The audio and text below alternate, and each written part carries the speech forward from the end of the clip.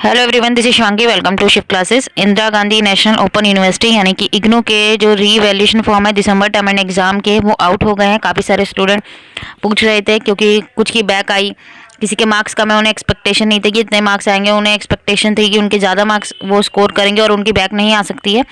तो आप अब रीवैल्यूएशन के थ्रू अपना जो एक कॉपी है उसको रीचेक करवा सकते हैं। मींस रीवैल्यूएशन में क्या होता है कि आपकी जो कॉपी है पूरी स्टार्टिंग से लेके एंड तक चेक होती है दोबारा से। ठीक है, रीवैल्यूएशन में, रीचेकिंग में क्या होता है, सिर्फ मार्क्स का कैलकुलेशन होता है। रीवैल्यूएशन में पूरा आपका आंसर वगैरह सब देखा जाता है और साथ साथ कैलकुलेशन भी देखी जाती है। तो आप देख सकते हैं इसमें पहला लिंक आया हुआ है, link of revaluation of answer book and photocopy of answer book for December 22। तो यहाँ photo copy of answer sheet भी आप मंगा सकते हैं। इस लिंक पे क्लिक करेंगे, लिंक मैं आपको डिस्क्रिप्शन में दे दूंगी, फॉर्म को आप समझ लीजिए।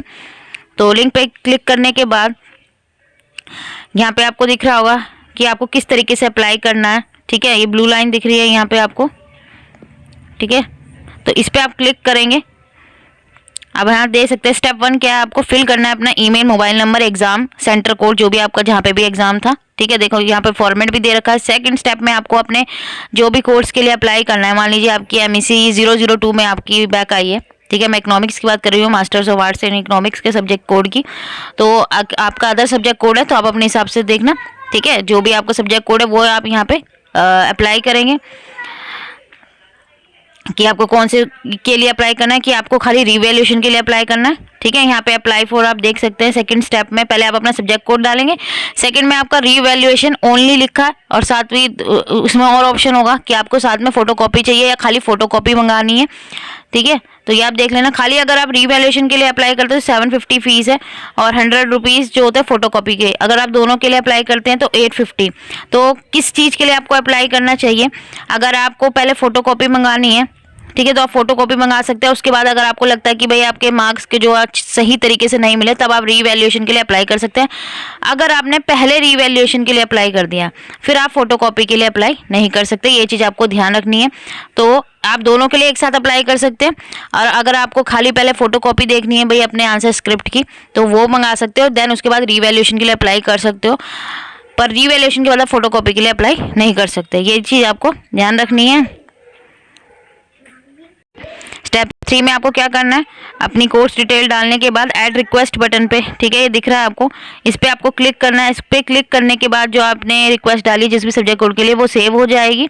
ठीक है, बटन यहाँ पे ये देखो इस तरीके से आपको यहाँ पे शो हो जाएगा और यहाँ पे डिलीट का भी बटन है।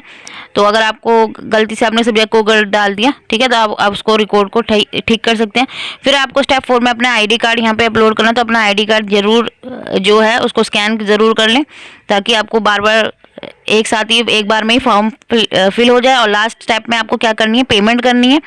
तो पेमेंट जनरेट हो जाएगी, तो इस तरीके से आपको कंट्रोल नंबर दिखेगा, आप देख सकते हैं। ठीक है, तो ये था हमारा कि किस तरीके से आपको अप्लाई करना है, और ये वही इंस्ट्रक्शन दे रखे तो उसी में आ गया। और किन किन के लिए आप आंसर स्क्रिप्ट के लिए अप्लाई नहीं कर सकते, तो ये सब्जेक्ट कोड है।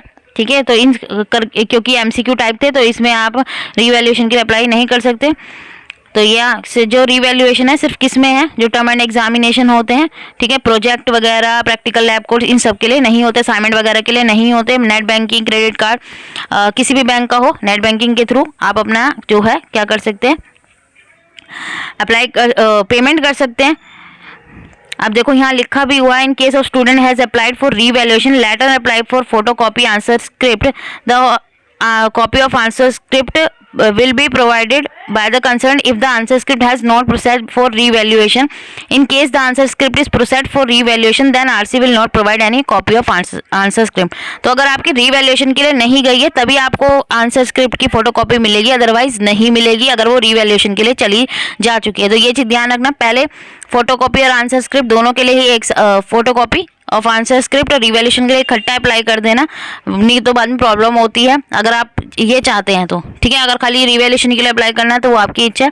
दोनों की फीस 850 है, सिंगल रिवैल्यूएशन 750 और photo copy of answer script की 100 रुपीज़ है।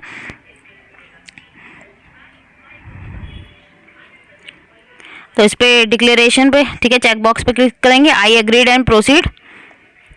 उसके बाद कौन सा टर्म एंड एग्जाम है आपका, दिसंबर टर्म एंड एग्जाम। इस पर क्लिक करेंगे तो यहाँ पे आपको अपनी डिटेल डालनी है और वो जो फॉर्मेट मैंने आपको दिखाया था उस तरीके से आपको शो होने लगेगा।